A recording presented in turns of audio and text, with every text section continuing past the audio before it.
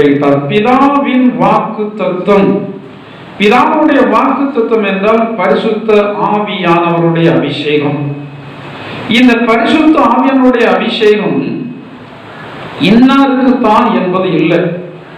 வேதத்தில் சொல்லி இருக்கிறது, கடைசி நாட்களிலே நான் மாம்சமான யாவர் மீதும் என்னுடைய ஆவியை ஊற்றுவேன். இந்த பரிசுத்த ஆவியானவருக்கு ஏழை பணக்காரன் வேறுபாடு இல்லை, உயர்ந்த ஜாதியான் தாழ்ந்த ஜாதியான் வேறுபாடு இல்லை, இந்த சபையை சேர்ந்தவர்கள் அந்த சபையை சேர்ந்தவர்கள் வேறுபாடு இல்லை. சொல்ல போனால் நல்லவர்கள் கெட்டவர்கள் என்றதான வேறுபாடு கூட இல்லை. எல்லா ஜனத்தின் மேலையும் பரிசுத்த ஆவியானவர் பொழிந்தருளப்படுகிறார். திருச்சபையிலே வந்து கொண்டிருக்கிறதான சில ஜனங்கள் பரிசுத்தாவுடைய அபிஷேகத்தை பெறாமல் இருக்கிறீர்கள். வேதத்தில் சொல்லப்பட்டிருக்கிறது, அப்போஸ்தலர் நடவடிக்கைகள் 2வது அதிகாரத்தில் சொல்லப்பட்டிருக்கிறது, அவர்கள் ஒருமனப்பட்டவர்களாய் அந்த மேல் வீட்டிலே கூடியிருந்தார்கள். கூடியிருந்ததான அனைத்து ஜனங்கள் மேலையும் பரிசுத்த ஆவியானவர் இறங்கினதாக வேதம் சொல்கிறது. ஒரு நபரை கூட பரிசுத்த ஆவியானவர் விட்டு வைக்கல, எல்லா ஜனங்கள் மேலையும் பரிசுத்த ஆவியானவர் இறங்கினார். திருச்சபையிலே கடந்து வருகிறதான எல்லா ஜனங்களுக்கும் பிதாவின் வாக்குத்தத்தமாகிய பரிசுத்த ஆவியை கட்டளையிடுகிறதான தேவன் என்பதை நீங்கள் மறந்து போய்விடக் கூடாது. சிலர் நினைக்கிறாங்க, பரிசுத்த ஆவி ஆண்டவர் எனக்கு தரல, அவர்களுக்கு மட்டும் கொடுத்திருக்கிறார். நீங்கள் ஏன் ஆண்டவரிடத்தில் கேட்கவில்லை? வேதம் சொல்கிறது, பொல்லாதவர்களாகிய நீங்கள் உங்கள் பிள்ளைகளுக்கு நல்ல ஈவுகளை கொடுக்க அறிந்திருக்கும் போது பரமபிதாவானவர் தங்களிடத்தில் வேண்டிக் கொள்கிறவர்களுக்கு ஒரு இடத்துல சொல்லப்பட்டிருக்க நன்மையானவர்கள் என்று சொல்லி, இன்னொரு இடத்துல சொல்லப்பட்டிருக்க பரிசுத்த ஆவியை கொடுப்பது அதிக நிச்சயம் அல்லவா? இந்த பரிசுத்த ஆவி உங்களுக்குள் இருந்தா நீங்கள் எதற்குமே பயப்பட வேண்டும் என்றதன் அவசியமே இல்லை. பரிசுத்த ஆவியானவர் யாருக்குள்ள இருக்கிறாரோ அவர்களை நெருங்க எந்த சத்துருவாலும் முடியாது, எந்த பொல்லாத மனிதர்களாலும் முடியாது. தாவீதோடு கூட தேவனுடைய ஆவியானவர் இருந்தபடினால்தான் பராக்கிரமம் உள்ளதான சவுலால் இந்த தாவீதை ஒன்றுமே செய்ய முடியவில்லை. நீங்கள் பரிசுத்த ஆவியை பெற்றிருந்தா இரவும் பகலும் கர்த்தருடைய கண்கள் உங்களுக்கு அனுகூலமாக வைக்கப்பட்டிருக்கும். இந்த பரிசுத்த ஆவியானவர் உங்களுக்கு வரும்போது ஒரு சில காரியங்களை குறித்து நீங்கள் செய்வதாக வேதத்தினுடையாக நான் உங்களுக்கு சொல்லியிருக்க ஏற்கனவே. அப்போஸ்தலர் 1:8 நான் சொல்லியிருக்கிறேன். யோவான் சுவிசேஷம் 16:8 அதை குறித்து நான் உங்களுக்கு சென்ற வாரத்தில் சொல்லியிருக்கிறேன்.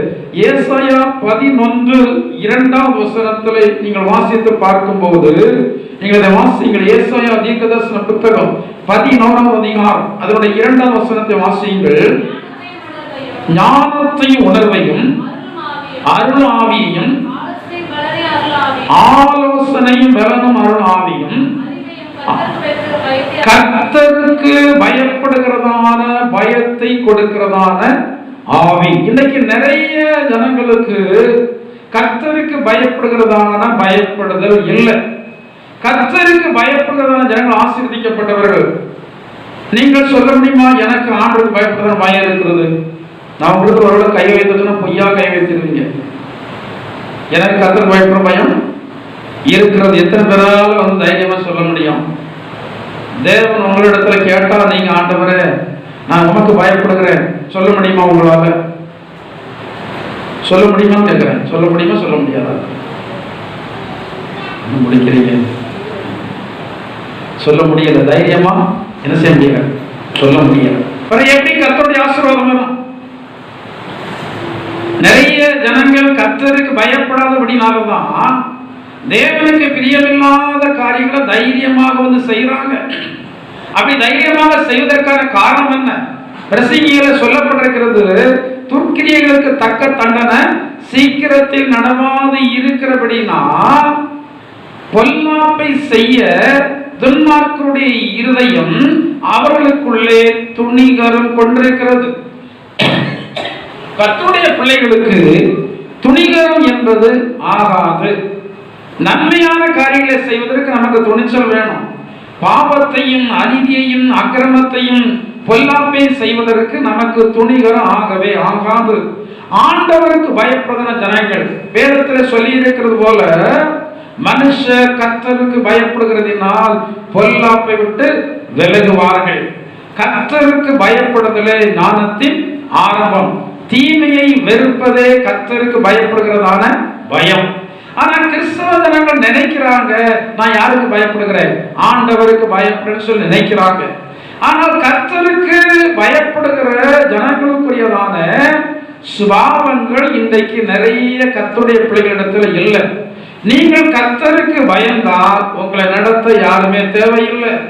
கர்த்தருக்கு பயந்து நடந்தால் வேதம் சொல்கிறபடி யோவான் சுவிசேஷம் 16:13 சொல்லப்பட்டிருக்கிறது. வாசியுங்கள். யோவான் சுவிசேஷம் 16:13 வாசிங்க. சத்திய ஆவியாகிய அவர் வரும்போது சகல சத்தியத்திற்குள்ளும் அவர் உங்களை நடத்துவார். கர்த்தருக்கு பயப்படுகிறதான ஆவியானவர் உங்களுக்குள் இருந்தா அவர் சத்தியத்தினுடைய பாதையிலே உங்களை நடத்துவார். இன்னைக்கு அநேக ஜனங்கள் வேதாகமத்தை கையில் வைத்திருக்கிறாங்க, வேதாகமத்தை படிக்கிறாங்க, வேதாகமத்துல தேர்வு எழுதி நிறைய மதிப்பெண்கள்லாம் வாங்குறாங்க. ஆனா ஒரே ஒரு காரியம் என்னவென்றால், வேதம் அவர்களுக்கு தெரியும், வேதத்தை கை கொள்ளுவது அவர்களிடத்துல கிடையாது. நான் சில ஜனங்களை குறித்து ரொம்ப ஆச்சரியப்படுவேன். நமக்கு தெரியாத வேதவசனங்களும் அவர்களுக்கு தெரியும். ஏன்னா அவ்வளவு வேதாகமத்தை வந்து என்ன செய்யறாங்க, வாசிக்கிறாங்க. சில நேரம் கிடைக்கும் போதெல்லாம் வேதாகமத்தை வாசித்து வேத வசனங்கள் எல்லாம் இருதயத்துக்குள்ள இருக்கிறது. இந்த வேத வசனங்கள் இருதயத்துல இருந்து பயம் இல்லை. இந்த வேத வசனங்கள் நடைமுறை வாழ்க்கையிலே செயல்படுத்தப்பட வேண்டும்.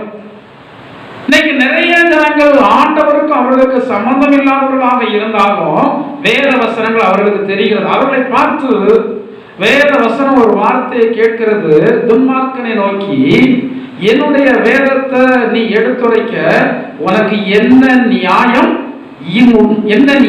உண்டு என்று சொல்லி சங்கீதத்துடைய புத்தகத்தில் எழுதப்பட்டிருக்கிறது. நிறைய ஜனங்களுடைய வாழ்க்கையில வேத வசனம் தெரிகிறது, ஆனா வேத வசனங்களின்படி நடக்கிறது இல்லை. இந்த நடத்துதல் வர வேண்டுமானால், இந்த சத்தியத்தின் பாதையில ஒரு மனுஷன் நடக்க வேண்டுமானால் கர்த்தருக்கு பயப்படுகிற பயத்தை கொடுக்கிறதான பரிசுத்த ஆவியானவர் அவர்களிலே செயல்பட வேண்டும். ஆவியானவர் தேவனுடைய பிள்ளைகளோடு அநேக வேலைகளிலும் என்ன செய்கிறார்? ஆவியானவர் உங்களோடு போராடுகிறதை நீங்கள் உணர்ந்திருக்கிறீர்களா? சில காரியங்களை செய்வதற்கு உங்களோடு என்ன செய்வார்? தூண்டுவார். கொஞ்ச நாளைக்கு முன்னாடி, பல வருடம் ஆகிவிட்டது, நான் சிறுவனாக இருக்கும்போது காலையில் ஒரு நபர் ஒரு 5 மணி 5:30 மணி இருக்கும், என்னுடைய வீட்டுடைய கதவும் தட்டினாங்க. அப்ப சின்ன பையன். அப்போ என்னுடைய தாயார் வந்து ஜெபம் பண்ணி கொண்டிருந்தவங்க எழுப்பி கதவு திறந்து, அது ஒரு குறிப்பிட்ட ஒரு சகோதரி. அப்போ அவர்கள் சொல்றாங்க, ராத்திரி எல்லாம் ஆவியானவர் என்னோடு போராடிட்டு இருக்கிறார், எனக்கு தூக்கமே வரல, நீ சீக்கிரத்துல போ, இவங்க வீட்டுல போய் இதை கொண்டு கொடுத்துட்டு வா, இந்த அரிசி, இந்த பருப்பு, இந்த காசு, இதை எல்லாவற்றையும் நீ கொண்டு முதலாவது என்ன செய்து வா, கொடுத்துட்டு வா. நான் எப்படி மணியை மாத்தி பார்த்துட்டே வந்து இருந்தேன். 5 மணி ஆன உடனே நான் இதை வந்து கொண்டு வந்தேன். ஆண்டவர் என்ன அங்க இருக்க என்ன தெரியுமா, அதுக்கு மறுநாள் வந்து அன்னைக்கு வந்து பண்டிகை நாள். அந்த நாள் பண்டிகை நாள். அந்த நாள் எங்க வீட்டுல ஒண்ணுமே ஆகாரம் கிடையாது. நாங்கெல்லாம் சின்ன பிள்ளைங்க, எங்களுக்கு ஆகாரம் கிடையாது. என்னுடைய தாயார் வந்து வேதனையோடு ஜெபம் பண்ணி கொண்டிருக்கிறாங்க, பிள்ளைகள்லாம் சின்ன பிள்ளைகளாக இருக்கிறாங்க. ஆண்டவரை என்ன செய்யன்னு சொல்லி இந்த ஆவியானவர் அங்க வந்து என்ன செய்யற, இன்னொரு பேசுற அந்த பேசுகிறதான வார்த்தைய அவர்கள் தட்ட முடியல. அவர்கள் பரிசுத்தாவியை பெற்றிருக்கிறபடினால இந்த பரிசுத்த ஆவியானவர் அவர்கள்ட்ட சொல்றாரு, நீ இதை செய்ய சொல்றாரு. இவர்களால் அதை தட்ட முடியல. இவர்கள் தட்ட முடியாமல் எப்போ விடியும் என்று சொல்லி பார்த்து கொண்டு கொடுத்ததற்கு பிறகுதான் அவர்களுக்கு அமைதல். நீங்கள் தேவனுடைய பிள்ளைகளாக இருக்கிறீங்க, அநேகர் பரிசுத்தாவியை பெற்றோம் என்று சொல்லி நீங்க சொல்றீங்க, நீங்க எண்ணிக்கொண்டிருக்கிறீங்க. ஆனா பரிசுத்தாவிய எத்தனை வேலைகளில் உங்களோடு போராடி இருக்கிறார். அந்த போராட்டத்தில் நீங்கள் பரிசுத்தாவினுக்கு இடம் கொடுத்து அவரை சந்தோஷப்படுத்தி இருக்கிறீர்களா, அவரை துக்கப்படுத்தி இருக்கிறீர்களா? 1 முறை 2 முறை 3 முறை ஆண்டவர் நீங்கள் துக்கப்படுத்தினா அந்த பரிசுத்த ஆவியானவர் வெசனப்படுத்தினால் இந்த ஆண்டவர் மறுபடியும் உங்களோட வந்து என்ன செய்ய மாட்டாரு, பேச மாட்டார். வேதத்தில் சொல்லி இருக்கிறது, என் ஆவி என்றைக்கும் மனுஷனோடு போராடுவது இல்லை. ஒரு முறை போராடினாலே நீங்கள் செவி கொடுத்துடணும். ஆண்டவர் இந்த காரியத்தை செய்ய சொல்லி என்னோட பேச நீங்கள் செவி கொடுத்து விட வேண்டும். நீங்கள் இருதயத்தை மழுக்க கூடாது. இந்த ஆவியானவருக்கு நீங்கள் பயப்படுகிறது உண்மையானா, இந்த ஆவியை பெற்றிருக்கிறது உண்மையானால், அந்த ஆவியானவர் சத்தியத்தின் பாதையில நடத்தும் போது அதற்கு நீங்கள் என்ன செய்வீங்க, கீழ்ப்படிவீர்கள். அடுத்தபடியாக கலாத்தியர் 5:22-23 நமக்கு தெரிந்ததான வேத பகுதி தான். அதில் சொல்லப்பட்டிருக்கிறது ஆவியினுடைய கனிகள். பரிசுத்த ஆவியை பெற்றிருந்தால் இந்த கனிகள் உங்களிடத்தில் விளங்கும். மரம் அதன் கனிகளினாலே என்ன செய்யப்படும்? மாமரம் என்பது அது கொடுக்கிற மாம்பழத்தினால தான் அறியப்படும். இந்த மாம்பழத்துல வேற எந்த ஒரு பழத்தையும் பறிக்க முடியாது. மரம் மாம்பழ கனியை தான் கொடுக்கும். அதே போல நீங்கள் தேவனுடைய ஆவியை பெற்றவர்களாக இருப்பது உண்மையானால் இந்த ஆவியானவர் உங்களிடத்துல நல்ல கனிகளை, இந்த ஆவியானவருடைய செயல்பாடுகள மிக முக்கியமான காரியம் என்ன தெரியுமா? ஒரு மனுஷனை இருக்கிற பழைய சுபாவத்தை அழிச்சிட்டு ஒரு புதிய சுபாவத்தை உடையவனாக மாற்றுகிறவன் தான் யாரு? பரிசுத்த ஆவியானவர். அதற்கு தான் பரிசுத்த ஆவியானவர் இந்த பூமியில இன்னைக்கு இருக்கிறார். இந்த பரிசுத்த ஆவியை நீங்கள் பெற்றுக்கொண்டது உண்மையானால் உங்களுடைய வாழ்வு எல்லாம் புதிதாக மாறும். ஒருவன் கிறிஸ்துவுக்குள் இருந்தால், ஒருவன் கிறிஸ்துவனுடைய ஆவியை பெற்றவனாக இருந்தால் பழையவைகள் எல்லாம், பழையவைகள் என்ன?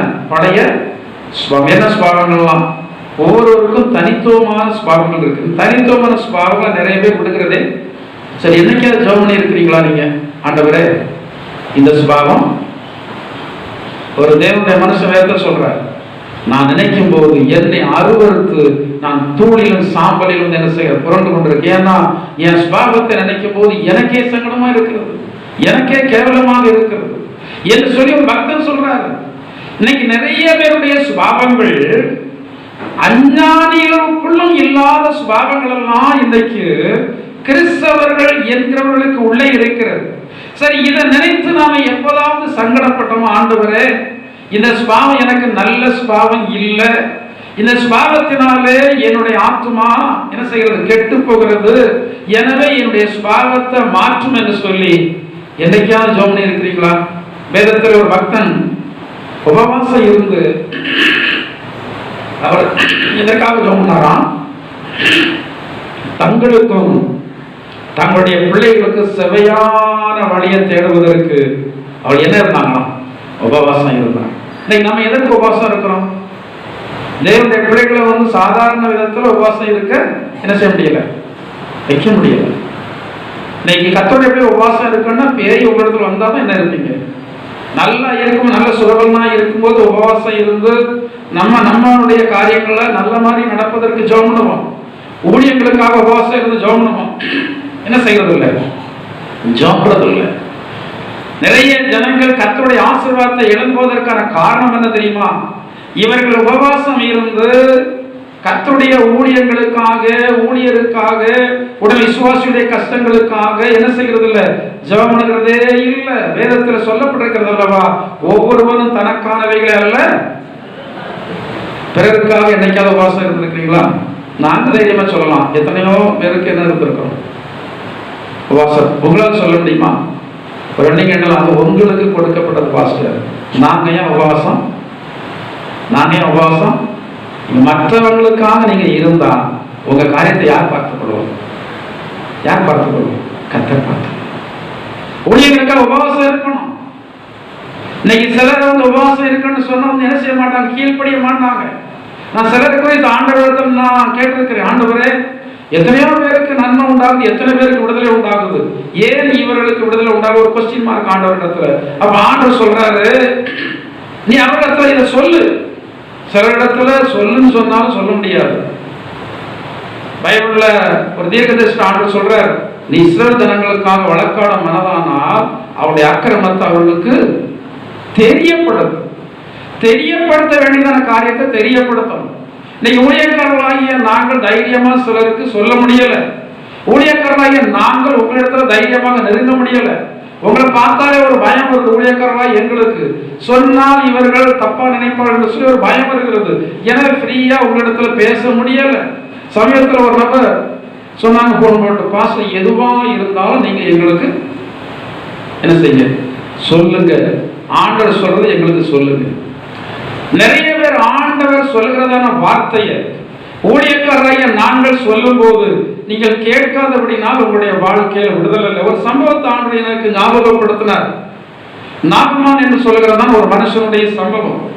இந்த நாகமான் யார் என்றால் சீரிய தேசத்துடைய படைத்தளபதி. அவன் மிக கனத்திற்குரியவன். அவனை தெரியாதவங்க சீரியா தேசத்திலே கிடையாது. ராஜாவிடத்தில் இவனுக்கு தனி செல்வாக்கு உண்டு. ஆனா அப்படிப்பட்டதான மனிதனுக்கோ என்ன வியாதி? குஷ்டரோகம். குஷ்டரோகம் அந்த நாட்களில மிக கொடூரமான வியாதி. குஷ்டரோகத்திற்கு மருந்து கிடையாது. அதனால குஷ்டரோகம் உள்ளவன் வீட்டில் தங்கக்கூடாது. குஷ்டரோகம் உள்ளவன் தன்னுடைய முகத்தை மூடிக்கொண்டு தீட்டுன்னு சொல்லி சத்தமிட வேண்டும். இப்படி வியாதி உள்ளதான ஒரு மனிதனை ராஜா தன்னுடைய படைத்தலைவனாக வைத்திருக்க. ஏனென்றால் இவன் யுத்த வீரன், இவன் புத்தியுள்ளவன், இவனால் சிரியா தேசத்திற்கு நிறைய வெற்றி கிடைத்திருக்கிறது. எனவே இவனை படைத்தலைவனாக வைத்திருக்கிறான். இவ்வளவு கனத்திற்குரியதான மனுஷனுக்கு குஷ்டரோக வியாதி. இந்த வியாதியினால் அவன் எவ்வளவு ஒடுங்கி போயிருப்பான் நினைத்து பாருங்க.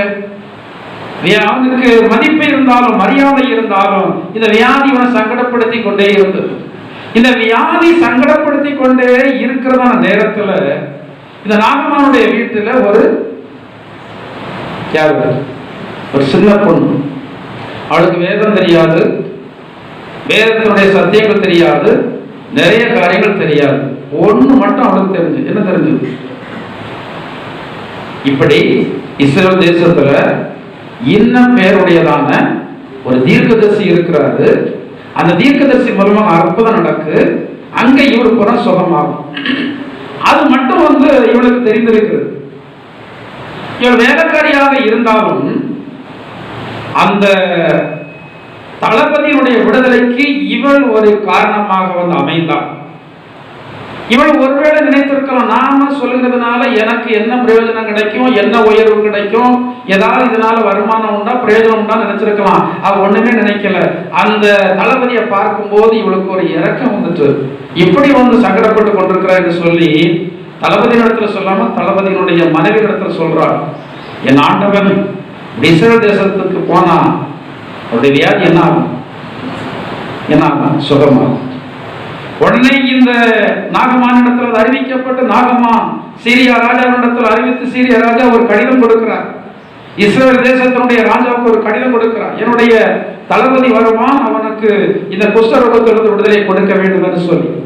அந்த ராஜா இதை கேள்விப்பட்ட உடனே இந்த ராஜா தன்னுடைய வஸ்திரங்களை கிழித்துக் கொண்டு, நான் என்ன தேவனா இவனுக்கு விடுதலை கொடுக்க என்று சொல்லி அந்த இடத்துல சொல்லும் போது இந்த இடத்துல இன்னொரு மனிதன் சொல்றான், இல்ல இங்க ஒரு மனுஷன் இருக்கிறான். யாரு? ஒரு தீர்க்கதரிசி ஒருவர் இருக்கிறான். பொதுவா பணக்காரங்க என்றால் எல்லாருமே கொஞ்சம் மரியாதை தான் வச்சிருப்போம். சும்மா காத்திரங்கிறதுல ஒண்ணு படாம வந்தா வெளியே நின்று சொல்லுவோம். கழுத்துல கொஞ்சம் முறுக்கு செய்து பெருசா போட்டு வந்துட்டா தன்னால வீட்டு வாசல் துறக்க உட்கார்ந்து சேர்லாம் எடுத்து போட்டு. இது தெரிஞ்சுதான் இன்னைக்கு அநேக பெரிய பெரிய முறுக்கு செயினா போட்டுட்டு இருக்கிறாங்க. அந்த காலத்துல பெரிய முறுக்கு செயினா போட்டுட்டு வந்து நம்ம நினைப்போம் யாரு பெரிய வசதி உள்ளவங்க சொல்லி. இன்னைக்கு முறுக்கு செயின் போட்டவங்களுடைய பேக்ரவுண்ட் நீங்க விசாரிச்சு பார்த்தா தெரியும். என்ன இல்லை, உங்களுக்கு வசதி இல்லை. ஏன்னா இந்த போட்டா சமுதாயத்தில் என்ன இருக்கு? நான் சமீபத்தில் ஒரு இடத்துக்கு போனேன், ஆபீஸுக்கு போனேன். பார்த்தா மிகப்பெரிய முறுக்கு செயின் 15 பவுனுக்கு மேல இருக்கும். அந்த முறுக்கு செயின் போடுறது அவங்களுக்கு 2 விதத்துல பிளஸ். ஒண்ணு இவங்க மரியாதை வெளியே காட்டிக்கிறாங்க. அடுத்து மாப்பிள்ளையோ குடும்பத்தில் உள்ளவங்களும் அடை வைக்க என்ன செய்ய மாட்டாங்க, கேட்க மாட்டாங்க. ஏன்னா தாலியை கிளத்தி கேட்க மாட்டாங்க. ஏன்னா இந்த 2 காரியத்திலையும் தான் அவங்க போட்டிருக்கிறாங்க. நான் பார்த்த பெரிய வசதியான வீட்டில் உள்ளவங்க இந்த ஆபீஸ்ல இவ்வளவு சம்பளம் கொடுப்போம், இவங்களுக்கு என்ன வேலை அப்படின்னு சொல்லி கடைசியில் பேக்ரவுண்ட் விசாரிச்சு பார்த்தா அவங்க நமக்கு தெரிஞ்சவங்க தான். குடும்பத்தினுடைய பேக்ரவுண்ட்லாம் தெரியும். ஒன்றும் இல்லாத குடும்பம், மரியாதைக்காக என்ன பாடுபட்டு அவங்க என்ன செய்யறாங்க போட்டுருக்கிறாங்க. சரி, இப்ப நாகமான் பெரிய வசதி உள்ளவன். இவனை பார்த்தா அந்த ஊழியக்காரருடைய கதவு உடனே வந்து என்ன செய்யணும், அப்படிதானே? முறைச்சை போட்டு வந்தா ஊழியக்காரருடைய கதவு உடனே திறக்கணும் அல்லவா? வசதி படைத்ததான மனிதன் இதுதான் நிலம் வரும்போது அதை தெரிஞ்சா கதவு திறக்கணும். இந்த சீரியா தேசத்துடைய படைத்தளபதி தன்னுடைய வீரர்களோடு நிறைய ஜனங்களோடு தான் வர்றான், நிறைய காணிக்கையெல்லாம் கொண்டு வர்றான். நாம நினைச்சிட்டு வந்திருப்பான், நம்ம இப்ப போகிறதான சூழ்நிலையை பார்த்த உடனே இந்த தீர்க்கதரிசி உடனே கதவை திறந்து வீட்டுல வந்து உட்கார வச்சு நமக்காக நாள் கணக்காக உபவாசம் இருந்து இல்லாவிட்டா மணிக்கணக்காக தலையில கை வைத்து ஜோம் பண்ணி நமக்கு என்ன நடத்துவாரு, அறுப்பத்தை நடத்துவாருன்னு சொல்லி நினைச்சிட்டு வந்து வர்றான். ஆனா இந்த தீர்க்கதரிசியோட பார்ப்பதற்கே விரும்பல. தீர்க்கதரிசி யாரும் பார்க்கல, நாகமான் பார்க்கவே இல்லை. வேலைக்காரன் அனுப்பி சொல்றாரு, இப்படி நாகமான் வந்திருக்கன்னு சொல்லி கேள்விப்பட்ட உடனே இந்த தீர்க்கதரிசி சொல்றாரு, அவனை போய் யோர்தானில 7 தரம். இந்த நாகமானுக்கு என்ன வந்துட்டு, என்ன வந்துட்டு, கோபம் வந்துட்டு. இந்த சபையில விடுதலைக்காக வருகிறதான எல்லா ஜனங்களுக்கும் ஒரே விதமான ஆலோசனை இல்லை. ஆனா நம்முடைய சபையை சார்ந்த விசுவாசிகளாக இருக்கிறவர்களுக்கு மட்டும்தான் சட்டத்திட்டங்கள் கிடையாது. வெளியிருந்து யார் வந்தாலும் அவரிடத்துல ஒரு கேள்வி கேட்கப்படுகிறது. நான் சொல்றது எல்லாம் நீங்க கேட்பீங்களா அப்படின்னா நீங்க வாங்க ஜோன்றோம். ஆனா இங்க உள்ளவங்கள்ட்ட என்னால சொல்ல அதை நம்ம வீட்டு பிள்ளைகள் எடுத்து நம்ம அதிகாரப்படுத்தணும் தெரியுமா? அதே மாதிரி இங்க உள்ள விசுவாசிகளுக்கு நம்மளால சொல்ல முடியல. ஆனா வெளியிருந்து வர்றவங்க பல இடங்கள்ல அலைஞ்சு தெரிஞ்சுட்டு வர்ற அப்படின்னால அவங்க சொல்றதெல்லாம் கேட்கிறேன்னு சொல்லிடுறாங்க. சிலரை நான் பாவப்பட்டு பரிதாபப்பட்டு இப்படி நம்ம சொல்றதை கேட்கிறாங்களேன்னு சொல்லி பரிதாபப்பட்டு வீட்டுல கூப்பிட்டு வச்சு அவ்வளவு ஜோம்னி தான் அவர்களுக்கு இருக்கிற பிரச்சனையெல்லாம் என்ன செய்திருக்கிறது, ஆண்டுடைய கிருபையினால் தீர்த்து இருக்கிறது. ஆனா சிலர் மேல என்ன வருகிறதுல நமக்கு ஒரு ஊழியக்காரனுக்கு பரிதாபம் வரவில்லை என்றால் ஆண்டவருக்கு உங்க மேல இன்னும் என்ன வரல பரிதாபம். ஆண்டவர் ஊழியக்காரனுக்கு சொல்லுவா இதை செய்ய சொல்லி. சிலருக்கெல்லாம் மணிக்கணக்காக உட்கார்ந்து ஜோம்னி இருக்கிறோம். நான் பாக்கியத்தா இருக்கிறாப்புல அவ்வளவு தூரத்துல வர்றாங்கன்னா ரொம்ப நன்றி அவங்களுக்கு இருக்கு. கர்த்தர் அவங்களை ஆசீர்வதிக்கட்டும். அவங்களுக்கு தெரியும் காலைல 9:30 மணிக்கு எழுப்பி இருந்து ஜெபத்தை ஆரம்பித்தது, சாப்பிடல தண்ணி குடிக்கலன்னு சாட்சி இருக்கிறாங்க என் மனைவியெல்லாம். சாயங்காலம் எத்தனை மணி ஆச்சு? 10:30 மணி ஆச்சு. அவர்களுக்கு இருக்கிறத அசுத்தாவியே வெளியே துரத்தும் எத்தனை மணி ஆச்சு? ஏன் அமிதமாக துரத்தணும்? சரி, அப்படி வந்து துரத்தணும் எல்லாருமே இந்த சபையில இருக்கிறாங்க இல்லை. ஆனால் அவர்களை பார்க்கும் போது ஆண்டவர் மனதுருக்கத்தை தந்திருக்கிறார். எல்லாருமே அப்படி ஒரு மனதுருக்கம் வருகிறது இல்லை. ஆண்டவர் யார் மேல் மனதுருக்கம் வைக்கிறாரோ அவர்கள் மேலதான் ஊழியக்காரருக்கு ஒரு மனதுருக்கம் வரும்படியாக பேசுறார். அந்த மனதுருக்கம் வரும்போது அந்த கர்த்தருடைய ஆவியானுடைய வார்த்தையை தட்ட முடியல. அந்த வார்த்தையை தட்ட முடியவில்லை என்பதற்காக இருந்து ஜெபம் போது ஆண்டவரும் ஊழியக்காரங்களுடைய பிரயாசத்தை என்ன செய்யறார் பார்க்கிறார். பாருங்க, இந்த தீர்க்கதரிசி ஜாமனாமலே நீ போய் யோர்தான்ல முடிஞ்சோன்னு இந்த நாகமானுக்கு கோபம் வந்து இவன் தன்னுடைய தேசத்துக்கு என்ன செய்யறான், திரும்புறான். இதனால ஜெபம் வேண்டாம், ஒண்ணு வேண்டாம், திரும்புறான். திரும்புகிறதான வேலையில இந்த நாகமானுடைய வேலைக்காரன் ஒருத்தர் சொல்றான், அவன்கிட்ட தீர்க்கதரிசி பெரிய காரியத்தை சொன்னா நீங்க வந்து என்ன செய்திருப்பீங்க. இது ஒரு சாதாரண ஒரு காரியம் தானே, இதை நீங்க செய்து பார்க்கலாம்னு சொன்ன உடனே அவருக்கு நல்ல நேரம். அந்த நாகமானுக்கு இந்த வேலைக்காரன் சொல்றதும் என்ன செய்யணும், அவ்வளவு நாளும் தளபதி சொல்றதும் வேலைக்காரன் கேட்கணும். ஆனா இந்த வேலையில இந்த வேலைக்காரன் சொல்றதை கேட்டு எங்க போறான், யோர்தானிலே போய் எத்தனை நேரம், ஏன் 8 நேரம் மொழி இருக்கலாம், இல்ல 3 நேரம் மொழி இருக்கலாம், இல்ல 1 நேரம் முடிக்கிட்டு வந்திருக்கலாம். எத்தனை நேரம், ஏன் 7 நேரம் கொடுக்கணும், ஏன் 7 நேரம் கொடுக்கணும்?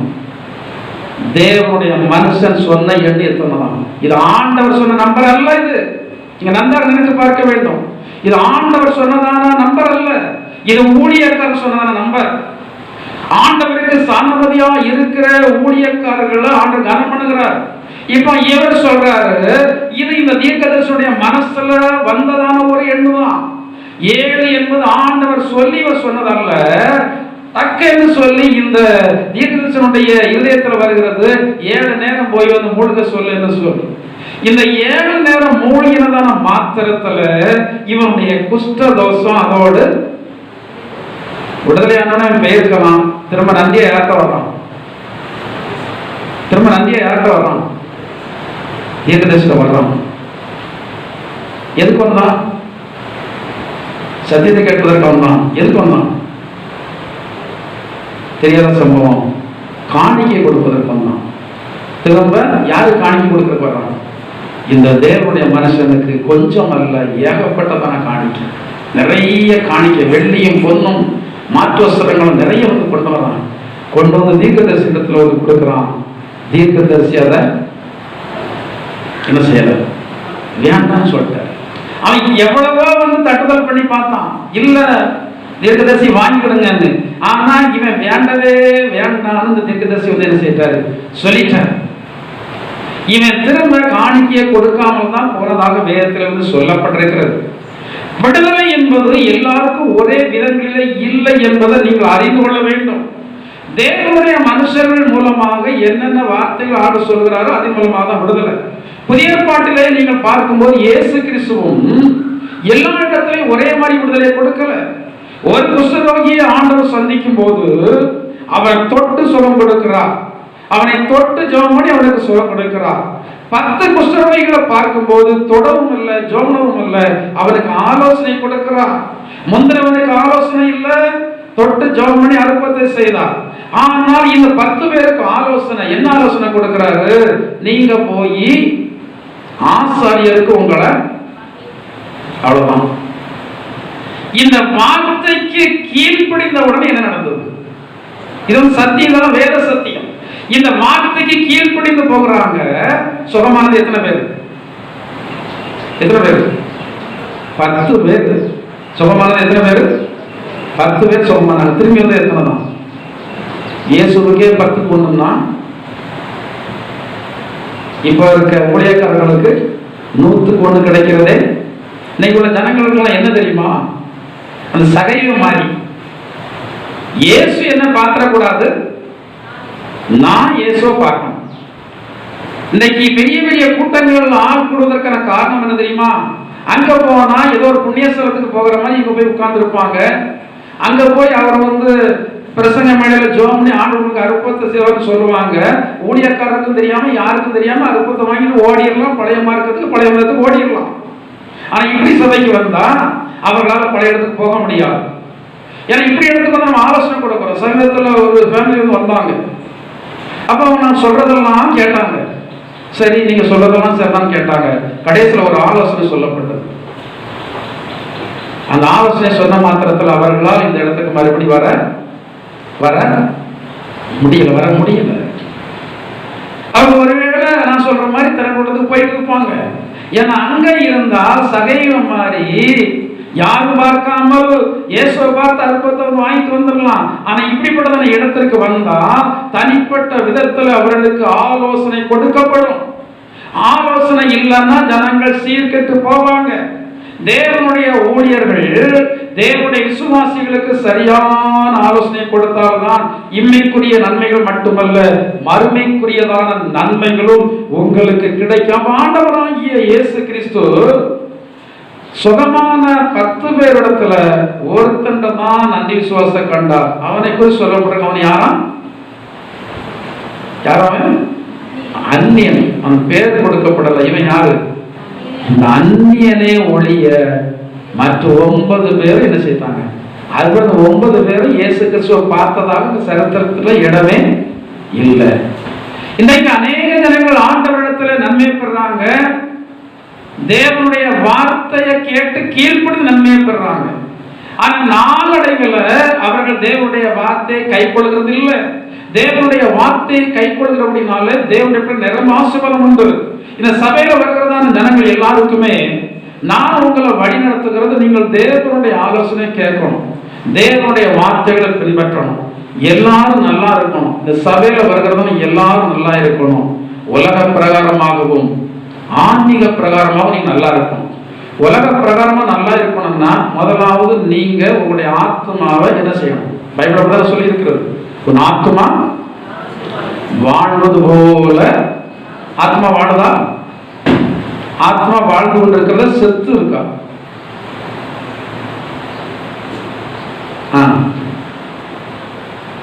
செத்த சிங்கத்தை பார்க்கலாம் அப்படிதான் பைபிள் சொல்லியிருக்கு. சிங்கம் போல ஒரு தோற்றத்துல இருந்து செத்து உங்களுடைய ஆத்மா இருக்கும் என்றால் அதனால உங்களுக்கு ஆன்மீகத்திலும் பயன் இல்லை, சரீர பிரகாரமான காரியத்திலும் பயன் இல்லை. இந்த சபை உங்களுக்கு 2 விதமான ஆசீர்வாதங்களை ஆண்டு தரும்படியாக ஜெபித்துக் கொண்டிருக்கிறது. நான் உங்களுக்காக அனுதினம் ஜெபிக்கிறதான காரியம் அதுதான். ஆன்மீக காரியங்கள் மட்டுமல்ல, சரீர பிரகாரமான காரியத்தை நீங்கள் ஆசீர்வதிக்கப்பட வேண்டும். நேற்று இருந்தது போல நீங்கள் இன்றைக்கு இருக்கக்கூடாது, இன்றைக்கு இருந்தது போல நாளைக்கு இருக்கக்கூடாது. நீங்கள் நாள்தோறும் படிப்படியாக கர்த்தருடைய ஆசீர்வாதத்தை பெற்றவர்களாக இருக்க வேண்டும். இந்த ஆசீர்வாதத்தை நீங்கள் யாரிடத்துல தேடுங்க. சமீபத்தில் ஒரு நபர்கிட்ட பேசிட்டு இருக்கும்போது சொன்னாங்க, பாஸ்டர் இவங்க எங்களுக்கு தர வேண்டியதெல்லாம் தரல கொடுக்கல. நான் கேட்டேன், ஆண்டு உங்களை ஆசீர்வதிச்சு வச்சிருக்கிறாரா? அவங்க முன்னாடி உங்களை ஆண்டு ஆசீர்வதிச்சு வச்சிருக்கிறாரா கேட்டாங்க. ஆமா ஆண்டு, அது போதும். இன்னும் அவங்க முன்னாடி உங்களை ஆசீர்வதிப்பார். ஒரு மனுஷன் கொடுத்து ஒரு நபருக்கு நிறைய போகிறது இல்லை. இதை நீங்க நன்றாக நினைக்கணும். ஒரு மனுஷன் கொடுத்து உங்களுக்கு நிறைய போகிறது அல்ல. ஒரு மனுஷன் உங்களை உயர்த்த முடியாது. சிறியவனை குழியிலிருந்து எடுத்து எளியவனை குப்பையிலிருந்து உயர்த்தி அவனை ராஜாக்களோடு பிரபுக்களோடு உட்கார வைக்கிறது யார் தான்? அந்த ஆண்டவர் தான் உட்கார வைக்கிறார். எனவே மனுஷன் தேடாதுங்க. சில வேளைகளில் மனிதன் உங்களை வஞ்சிப்பான். மனுஷன் எதை விதைக்கிறானோ அதே இருப்பான். வஞ்சிக்கிறவன் வஞ்சிக்கப்பட்டு போவான். நீங்கள் ஏமாற்றப்பட்டால் ஆண்டவர் உங்களை ஏமாற்ற மாட்டார். யார் உங்களை அசட்டை பண்றாங்களோ, யார் உங்களை ஏமாளி என்று சொல்லி நினைக்கிறார்களோ அதே இடத்துல நீங்கள் வாழ்ந்திருப்பீங்க, அதே இடத்துல நீங்கள் உயர்ந்திருப்பீங்க. ஆண்டவருக்கு ஒரு கொள்கை உண்டு. மனிதன் யாருக்கு உதவி செய்கிறானோ அவர்களுக்கு ஆண்டு உதவி இருக்கா. மனுஷன் யாரை உயர்த்துகிறானோ அவனை ஆண்டு உயர்த்த மாட்டார். ஆண்டவரை சார்ந்திருக்கிறதான ஜனங்களை மனுஷன் அவமதிப்பான். பாருங்க, தாவீதுடைய வாழ்க்கையில் அவனுடைய குடும்பம் அவனை அவமதித்தது. அவனுடைய தகப்பன் அவனை மறந்து போனான். ஆண்டவர் நினைத்தபடினாலதான் சாமுவேல் இடத்துல சாமுவேல் மூலமாக சொல்றாரு, இவர்களை எல்லாமல் வேற யாரும் உனக்கு இல்லையா? யார் நினைவாய் இருக்கிறார்? கர்த்தரோ உன்மேல் நினைவாய் இருக்கிறார். எல்லாரும் மறப்பாங்க, உறவுகள் மறக்கும், நண்பர்கள் மறப்பாங்க, எல்லாரும் மறந்து போனாலும் உன்னை நினைக்கிறதான ஒரு கர்த்தர் இருக்கிறார். அந்த ஆண்டவர் தான் உன் தகப்பன், அந்த ஆண்டவர் தான் உன் நேசித்து நடத்துகிறார் என்று சொல்லி நம்பி விசுவாசித்து நீ அதை அறிக்கை செய். உன்னை யார் அசட்டு பண்ணாங்களோ, நான்லாம் என்னுடைய அனுபவத்தில் அதை கண்டவன். எந்தெந்த இடத்துல என்னென்ன காரியத்திற்காக நான் அசட்டை பண்ணப்பட்டனோ, என் தேவன் என்னை நேசிக்கிறவன் தேவன் அந்த இடத்துல எல்லாம் என்னை உயர்த்தி வச்சிருக்கிறேன். சில இடங்கள்ல நான் வெளியே கண்ணீரை காட்டக்கூடாதுன்னு சொல்லி மனசுலேயே அழுதுட்டு நான் நகண்டதான இடங்களெல்லாம் உண்டு. உறவுகள் இருக்கிறதான இடத்துல நான் அழுது கொண்டு அந்த இடத்தை விட்டு அவமானப்பட்டு நான் நகர்ந்து போனதான இடங்கள் எல்லாம் உண்டு. ஆனா அந்த இடத்துல இன்றைக்கு என்னை தலைநிமிர வைத்திருக்கிறார் என்றால் என்னை நேசிக்கிறதான ஆண்டவரால் தான். அந்த ஆண்டவர் என்னை நினைத்து கொண்டே இருக்கிறார். சில காரணங்கள் நிமித்தமாக சில சூழ்நிலைகளிலே நம்மை ஆண்டவர் வைத்திருக்கிறார், நம்மை ஆண்டவர் நடத்துகிறார். நாம் அதை ஏற்றுக்கொள்ள வேண்டும். ஆண்டவர் என்னை ஏதோ காரணத்தினால இப்படிப்பட்டதான சூழ்நிலைகளில் வழி நடத்துகிறார் என்பதை நீங்கள் நினைத்து அதை ஏற்றுக்கொண்டு தொடர்ந்து ஆண்டவருக்காக வாழ்ந்திருப்பீர்கள் என்றால் ஆண்டவர் உங்களை என்ன செய்வார்? உயர்த்திருக்கிறாரா? என்னை பொறுத்த வரைக்கும் சபையில வந்ததான ஜனங்கள் எல்லாம் படிப்படியாக ஆண்டவர் என்ன செய்கிறார்? ஆசீர்வதிக்கிறார் இல்லையா? ஆசீர்வதிக்கணும்னு சொன்னாலும் சொல்லுங்க, ஜோமணும். ஸ்பெஷலா அதுக்காக பாசிங்க ஜோமணும். இருந்ததோட ஆசீர்வதிச்சுக்கிறா இல்லையா? அல்ல இல்லையா? ஆமா, வேதாந்தம் நல்லா இல்லையா? பரவாயில்ல. நன்றி எறிதல் என்ன செய்யுது? நன்றி எறிதல் இருந்தா என்ன வரும்? நான் அடிக்கடி ஆண்டவரிடத்துல ஜோம்ன்றது எப்படின்னா, ஆண்டவரே இந்த வாழ்க்கையில வருகிற எந்த ஒரு நன்மையா இருந்தாலும் சரி, எந்த ஒரு மனுஷன் அதை குறித்து மேன்மை பாராட்டவே கூடாது. எந்த ஒரு மனுஷனும் மேன்மை பாராட்டக்கூடாது. அந்த வைராக்கியம் எனக்கு இருக்கிறபடினால என்னை அப்படிதான் ஆண்டு நடத்திட்டு வர்றாரு. எல்லாருக்கும் ஆச்சரியமா இருக்கிறது. அந்த பைபிள் சொல்லப்பட்டிருக்கிறது அல்லவா, கர்த்தருடைய செயல்பாடுகள் அது நம்முடைய கண்களுக்கு எப்படி இருக்கிறது? ஆச்சரியமா இருக்கு. என்னையே ஆண்டவர் எப்படிலாம் நடத்திட்டு வருகிறார் என்பதை நானும் எனக்கு தெரியாமல் இருக்கும் போது என்னை பார்க்கிறதா உங்களுக்கு எப்படி தெரியும்? எனக்கே தெரியல. எப்படிலாம் ஆண்டவர் ஆசீர்வதித்துக் கொண்டு வருகிறார். இந்த சிறிய சபையை வைத்துக் கொண்டு, இந்த சிறிய வருமானத்தை வைத்துக் கொண்டு ஆண்டவர் எப்படி என்னை நடத்தி வர்றார் என்று எனக்கே புரியாத புதிராக இருக்கும் போது வேற யாருக்கு தெரியும்? ஒவ்வொருத்தரும் ஒவ்வொரு விதமாக என்ன செய்வாங்க, பேசுவாங்க, செயல்படுவாங்க. சமீபத்தில் ஒரு நபர் எவ்வளவு நாள் மனசுல அடக்கி சொன்னாங்கன்னு தெரியல, சிலருக்கு அடக்கிக்க முடியாதுல்ல. என் நேரில் சொல்லிட்டாங்க, உங்களுக்கு நிறைய பணம். சரி, அந்த வார்த்தையின்படியே எப்படி இருக்கட்டும், பணம் இருக்கட்டும். அவனுடைய எண்ணம் அப்படிதான், கணிக்க முடியல. ஏன்னா வேதத்தில் சொல்லப்பட்டிருக்கிறது, தேவனுடைய செயலை மனுஷன் கண்டுபிடிக்க முடியாது. ஒரு நபரை எப்படி ஆசீர்வதித்திருக்கிற ஆண்டவர் தெரியாது. ஆசீர்வதித்திருக்க அவ்வளவுதான். அவர் எப்படி ஆசீர்வதித்திருக்கிறார், எந்த வழிகள் ஆசீர்வதித்திருக்கிறார். ஆனால் ஆண்டவர் ஆசீர்வதிக்கிறதான வழி நியாயமான வழிகளிலே தான் ஆண்டவர் ஆசீர்வதிப்பார். அநியாயமான வழியில் ஆண்டவர் ஒருபோதும் மனுஷன் ஆசீர்வதிக்கிறவர் அல்லவே அல்ல. ஏனென்றால் அவர் நியாயம் தவறாத தேவன். அப்ப ஆண்டவருடைய பிள்ளைகளாகிய நம்மை ஆண்டவர் படிப்படியாக என்ன செய்கிறார், ஆசீர்வதிக்கிறார். ஏமாற்றுகிறார்களா? ஏமாற்றுவாங்க, ஏமாற்றட்டும், பிரச்சனை இல்லை, விட்டுருங்க. நான் சேவிக்கிற தேவன் என்னை என்ன செய்ய மாட்டார், ஏமாற்ற மாட்டார். நான் சேவிக்கிற தேவன் என்னை ஏமாற்ற மாட்டார். நினைக்க, நீங்க உறவுகள் மத்தியில் நினைக்க, உடன்பிறந்தவர்கள் மத்தியில் நினைக்க. சில வேளைகளில் சில பெற்றோர்கள் செய்கிற பிள்ளைகளுக்கு அழுகையாக தான் வரும். நீங்க அதை கடந்து போங்க, அழுங்க, ஆண்டவருடைய கண்ணீரை காணட்டும். அதுக்காக நீங்க எதிர்வினை ஆற்றாதீங்க. எதிர்வினை ஆற்றின ஆண்டு உங்களுக்கு தர வேண்டிய ஆசீர்வாதம் தர முடியாமல் போயிடும். எதிர்வினை ஆற்றாதீங்க. ஆண்டு ஆசீர்வாதத்தை தர வேண்டுமானால் எல்லா காரியத்தையும் ஆண்டுடைய பொறுப்பில் போட்டுட்டு யாரு காத்திருங்க, என் ஆத்துமா கர்த்தருக்கு என்ன செய்கிறது, காத்திருக்கு. கர்த்தருக்கே என் ஆத்துமா காத்திருக்கிறது. திட்டமானதாக இருந்து கர்த்தருக்கே அவரை வெட்கப்படுத்த மாட்டான். கர்த்தரை நம்பி கர்த்தருக்கு காத்திருக்கிறதான ஜனங்கள் ஒருபோது வெட்கப்பட்டு போகிறதே இல்லை. சூழ்நிலைகள் எல்லாம் மாறி போய்விடும். நீங்க இருக்கிற சூழ்நிலை இப்படியே இருக்காது.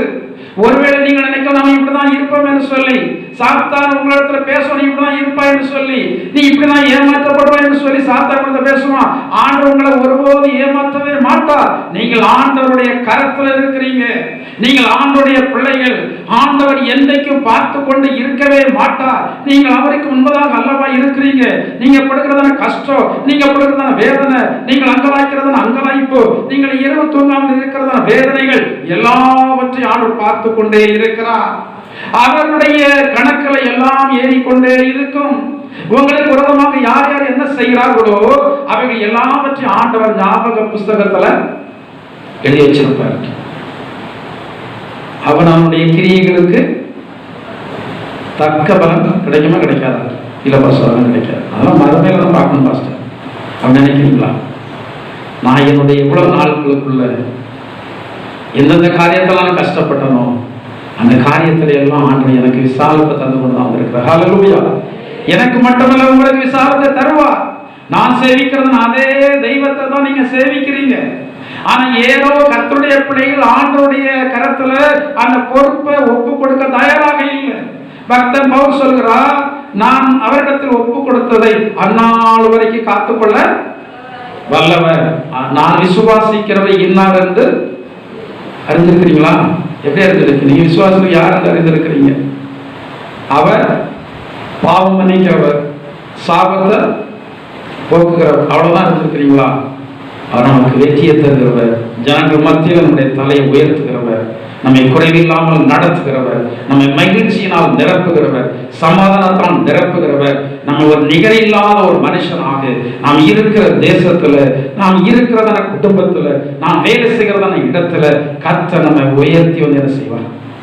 கட்டவர கட்ட மாட்டார். முகத்தை பார்த்தா அப்படி தெரியலையே, சோதரம் கட்டவர கட்ட மாட்டாரா? ஹல்லேலூயா, ஹல்லேலூயா.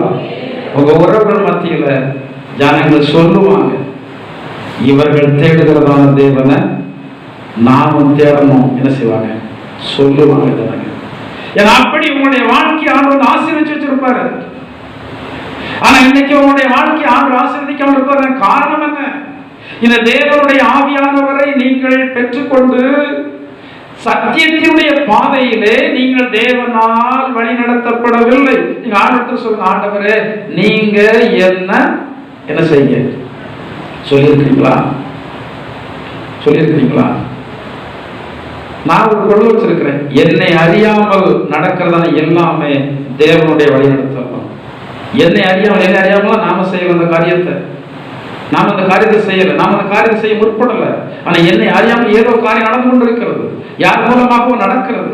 அது நன்மையோ தீமையோ யார் மூலமா நடந்து கொண்டிருக்கிறது, எல்லாரும் தேவனுடைய செயல்படிதான் நடந்து கொண்டிருக்கிறது. தேவனுடைய செயல் இல்லாமல், பைபிள் சொல்லப்பட்டிருக்கிறது, தேவனுடைய செயல் இல்லாமல் தேசத்திலே தீங்கு உண்டாகுமோ. பைபிள் இருக்கிற வசனம். தேவனுடைய செயல் இல்லாமல் உங்களுடைய வாழ்க்கையில கூட ஒரு தீமை உண்டாகாது. ஏன் அதை உங்களால் ஏற்றுக்கொள்ள முடியல? மனுஷன் உங்களுக்கு தீமை செய்தால் தேவனால் தான் உண்டாகிறது. ஏன் ஏற்றுக்கொள்ள முடியவில்லை? சில ஆசீர்வாதத்திற்காக, சில நன்மைக்காக சிலரை நெருக்கும்படியாக அவர் பயன்படுத்துவார். சில நன்மைகள் நமக்கு வர வேண்டுமானால் சிலர் நம்மளை பேசணும், சிலர் நம்மளை அவமதிக்கணும், சிலர் நம்மளை வெளியே தள்ளணும், சிலர் நம்மளை வேண்டாம் என்று ஒதுக்கணும். அப்படி செய்கிறது தான் தேவனுடைய திட்டம். அதை நாம் ஏற்றுக்கொண்டா கர்த்தருடைய ஆசீர்வாதத்தை பெற்றுக்கொள்ள முடியும். யோசேப்பு அதை ஏற்றுக்கொண்டதான ஒரு மனிதன். எனவேதான் அவனுக்கு தீங்கு செய்ததான மனிதர்களையும் இவன் ஏற்றுக்கொண்டு அவர்களுக்கு என்ன செய்தான்? நன்மை செய்தான். அவனுடைய சகோதரர்களோ நன்மை செய்த யோசேப்பிற்கு, ஆகாரம் கொண்டு கொடுத்ததான யோசேப்பிற்கு கேடு செய்தார்கள். அவனை கொல்ல விரும்பினார்கள், அவனை நாடு கடத்த விரும்பினார்கள். இவன் கொடுத்த ஆகாரத்தையே சாப்பிட்டு விட்டு இவனுக்கு விரோதமாகவே குழி தோண்டி அவனை குழியிலிருந்து போட்டார்கள். இதோடு இதனுடைய அத்தியாயம் அவங்க என்ன, அவ்வளவுதான். நம்ம கண்ணு முன்னாடியே இல்லை. நான் சிலருடைய கண்களுக்கு முன்னாடி போவதற்கு விரும்புறதே இல்லை. நான் தேவனுடைய மனுஷன் தான். வீணா சீக்கிரம் செத்து போவாங்க. ஏன் தெரியுமா? பொறாமை புத்தி இல்லாதவனை அதன் கோபம் நெருமுடனை இவன் பைபிள சொன்னதுதான்.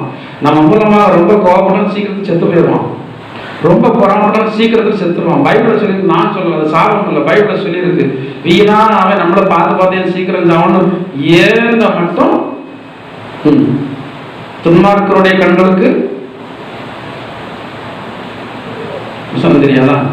துன்மார்க்கருடைய கண்களுக்கு விலகி போ, அறிவுள்ள உதடுகளை அங்க அப்படிதான் பைபிள்ல விலகி போன்னு சொல்லி நம்ம பைபிள் தான் சொல்லு. நான் ஏன் விலகி போனோம்? நான் விலகி போறதுக்கு என்ன இருக்கு?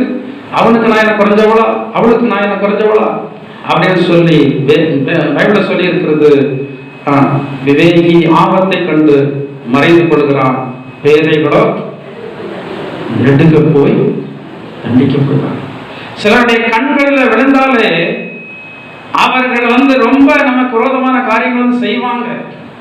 எனவே நாம விலகி போகிறது அவர்களுக்கு தான் நல்லது, நமக்கு ஒரு கேடும் இல்லை, அவர்களுக்கு தான் நல்லது.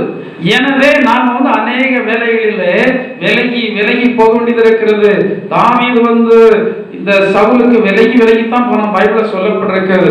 ஆனா தாவீது புத்தி உள்ளவன், தாவீது பராக்கிரம் உள்ளவன். எத்தனை நாள் விலகி போகிறது? ஒரே நாள்ல முடிச்சிருக்கலாம். இல்ல, தேவனுடைய பிள்ளைகள் அவர்கள் விரும்புறதான காரியத்தை என்ன செய்ய மாட்டாங்க. நீங்க விரும்பின காரியத்தை செய்றீங்களா? உங்களை தைரியம் சொல்ல முடியுமா? பாஸ்டர், நான் ஆண்டவருக்காக விரும்பாத காரியத்தை என்ன செய்யறேன், ஆண்டவருக்காக விரும்பாத காரியத்தை செய்யறேன். நான் விரும்பல இவங்கிட்ட பேச, என் குடும்பத்துக்கு கேடு செய்தவங்க இவங்க தான், நான் பேச விரும்பல. ஆனா ஆண்டவருக்காக சமாதானம் வேணுமே என்பதற்காக கர்த்தருடைய பார்வையில நான் அவருடைய சன்னிதானத்தில் இருக்கும்போது அந்த எண்ணம் என்னிடத்துல வரக்கூடாது அப்படின்னு சொல்லி நான் என்ன செய்யறேன்? பைபிள் சொல்லி நான் சமாதானத்தை தருகிறேன், அவர்களோ மீத்தத்துக்கு தான் என்ன பண்ணுவாங்க. அது போய் நமக்கு பேச்சே இல்லை. நாம சமாதானத்தை நாடுவோம். சமாதானம் பண்ணுறவர்கள் பாக்கியவான் சொல்லி சொல்லப்பட்டிருக்கிறது. நாம சமாதானமாக இருந்தால் நமக்கு தான் பாக்கியம் வரும். அவர்களுடைய இருதயம் கேட்டுனால் நிறைந்திருந்தால் நமக்கு ஒரு கேடும் இல்லை, அவர்களுக்கு தான் கேடு வரும். எனவே தேவனுடைய பிள்ளைகளாகிய நாம் நம்முடைய வாழ்க்கையில யாரையும் நாம விரோதிக்க சமயம் தேடவே கூடாது. அங்கே தாவீது நல்லவனாக இருந்து கெட்டவனாகிய சவுலுக்கு நன்மை செய்கிறான். யோசேப்பு நல்லவனாக இருந்தபடினால தீமை செய்த அவருடைய சகோதரர்கள் அத்தனை பேர் இதோடு முடிந்தது என்று சொல்லிதான் அவருடைய வாழ்க்கையை முடிச்சதோடு சொல்லி நினைச்சாங்க. ஆனா கர்த்தருடைய பிள்ளைகளுக்கு வாழ்க்கை எப்பதான் ஆரம்பிக்கும்? குழிக்குள்ள தூக்கி போட்டவங்க தான் வாழ்க்கை ஆரம்பிக்கும். மற்றவர்கள் அசட்டை பண்ணுங்கிறத உங்களுக்கு வாழ்க்கையை ஆரம்பிக்கும். நீங்க அதை நினைச்சு நீங்க ஸ்தோத்திரம் பண்ணீங்கன்னா அவங்க முன்னாடி ஆண்டவர் உங்களை ஆசீர்வதிப்பார். உங்களை ஏளனம் பண்றாங்களா, உங்களை கேலி பண்றாங்களா, உங்களை கிண்டல் பண்றாங்களா, உங்களை அவமானப்படுத்துறாங்களா, உங்களை கண்ணீர் வைக்கிறாங்களா, அப்பதான் வாழ்க்கை உங்களுக்கு ஆரம்பிக்கிறது என்பதை மறந்து போய்விடக்கூடாது. பைபிள் சொல்லப்படுகிற ஆபிரகாமுக்கு தேவன் அருளினதான வாக்குத்தத்தம் நிறைவேறும் காலம் சமீபித்த போது அங்கே அந்த சந்ததி என்ன செய்யப்பட்டது, அதாவது உபத்திரவப்படுத்தப்பட்டது. அது அப்போஸ்தலர் நடவடிக்கைகள்ல நீங்கள் வாசித்து பார்க்கும்போது அங்கே விதமாக எழுதப்பட்டிருக்கிறது.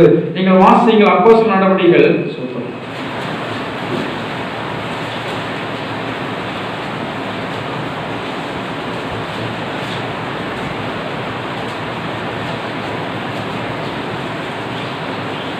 அப்போஸ்தலர் நடவடிக்கைகள் 7வது அதிகாரம் 17வது வசனத்தில் வாசிங்க. ஆபிரகாமுக்கு தேவன் ஆணையிட்டு அருளின வாக்குத்தத்தம் நிறைவேறும் காலம் சமீபித்த போது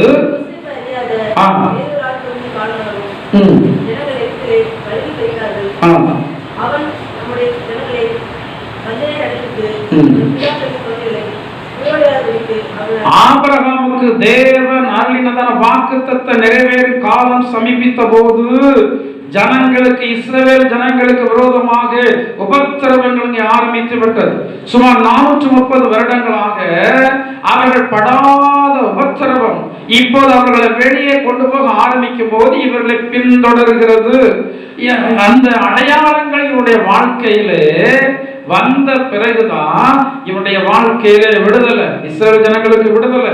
இஸ்ரவேல் ஜனங்கள் தேடுகிறதான் தெய்வம் தான் பெரிய தெய்வம் என்று சொல்லி எல்லா ஜனங்களும் கண்டுகொண்டாங்க. நீங்க ஜனங்கள் மத்தியில் ஜீவிக்கும் போது ஜனங்கள் உங்களை நிந்திக்கலாம், அவமானப்படுத்தலாம் என்றால் கர்த்தர் உங்களை ஆசீர்வதிப்பார். நீங்கள் பரிசுத்த ஆவியானவருக்கு இடம் கொடுத்து சத்தியத்தின் பாதையை வழிநடங்க. அடுத்தபடியாக சகரியாவுடைய புத்தகம் 12வது அதிகாரம் 10வது வசனத்தை வாசிங்க.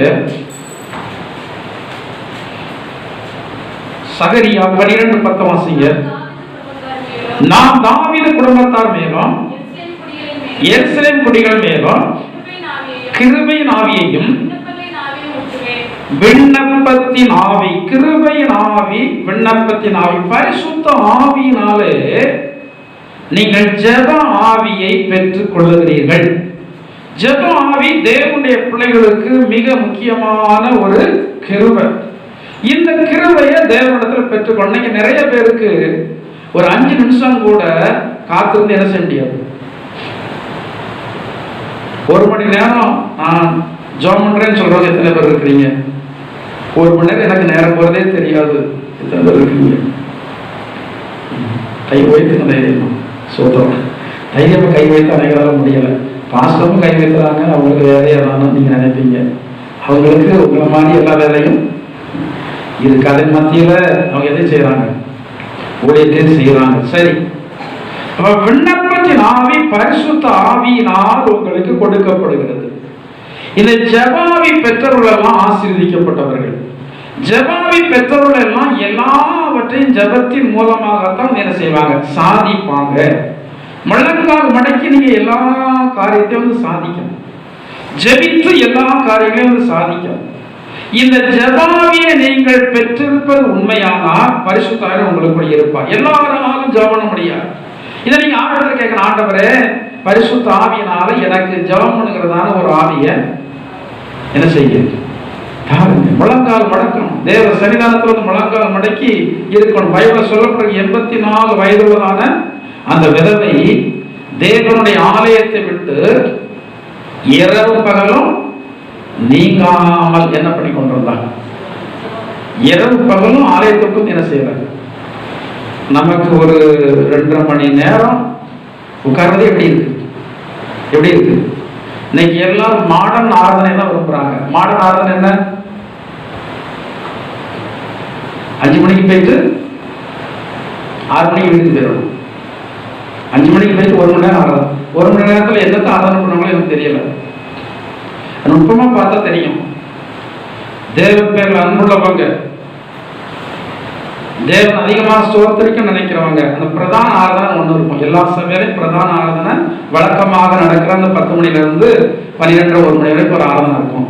தேவன் மேல அன்புள்ளவங்கெல்லாம் அந்த ஆராதனை பங்கு வருவாங்க. என்னைக்காவது ஒரு வேளை எங்கேயாவது முக்கியமாக போக வேண்டியது இருக்கிறது என்ற காரணம் வரும்போது தான் அந்த 1 மணி நேரம் ஆராதனை பங்கு வரும். ஆனால் சிலர் பார்த்தீங்கன்னா 5 மணிலேருந்து 6 மணி வரைக்கும் ஆராதனை இருந்துட்டு அதுக்கப்புறம் ஃபுல்லாக ஊர் சுற்றுவோம், அதுக்கப்புறமாக ஃபுல்லாக பொங்குறதும் பொறிக்கிறதும் சாப்பிட்றது தான் இருக்கு. தேவன் இருதயத்தை பார்க்குற பாஸ்டர்னு நினைப்பார். பரவாயில்ல, ஆராதனைக்கு வந்துட்டான்னு நினைப்பாரு. ஆனால் ஆண்டவர் எதை பார்க்குறாரு? இருதயத்தை பார்க்கிறார். மனுஷன் முகத்தை பார்க்கிறார், கர்த்தரோ இருதயத்தை பார்க்கிறார். சரி, கடைசியாக ஒரு பகுதி ஏசாயா தீர்க்கதரிசி புத்தகம் 44:3 வாசிங்க.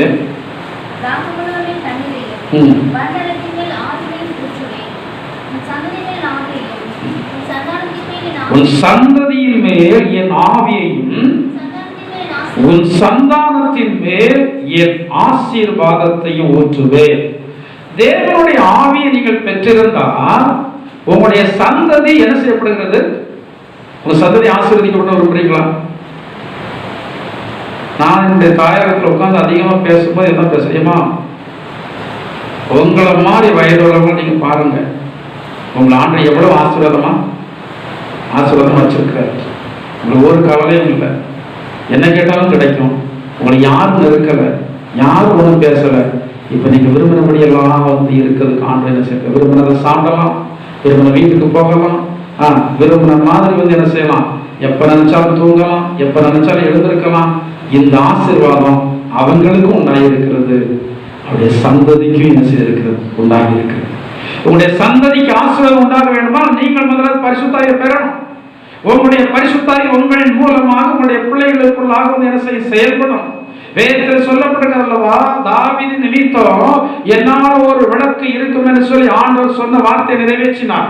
அதே போல ஆண்டவர் உங்களை குறித்து வாக்குத்தத்தத்தை தர வேண்டும். உன் நிமித்தம் உன் சந்ததி ஆசீர்வதிக்கப்பட்டிருக்கும் என்று சொல்லி ஆண்டவர் சொல்ல வேண்டும். பாருங்க, தாவீதினுடைய ஆசீர்வாதம் சாலமோனுக்கு வந்தது. அந்த ஆசீர்வாதத்தை யாருக்கு பயன்படுத்த தெரியல. எதுனால? அவன் நல்ல மனுஷன் தான், பெரிய ஞானி தான்.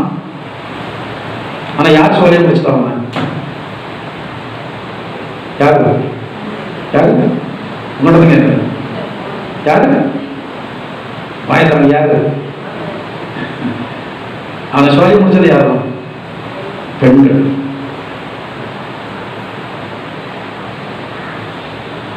அதுவும் அவன் தம் பிடிச்சு பார்த்தான். பைபிள்ல சொல்லி தெளிவா சொல்லி, நான் தான் ரொம்ப நாள் சிந்தனை பண்ணி பார்த்தேன். இவன் ஏன் மனைவி சொல்றத இந்த விஷயத்துல கேட்டான், இவன் ஏன் இந்த விஷயத்துல மனைவி சொல்றத கேட்டான்.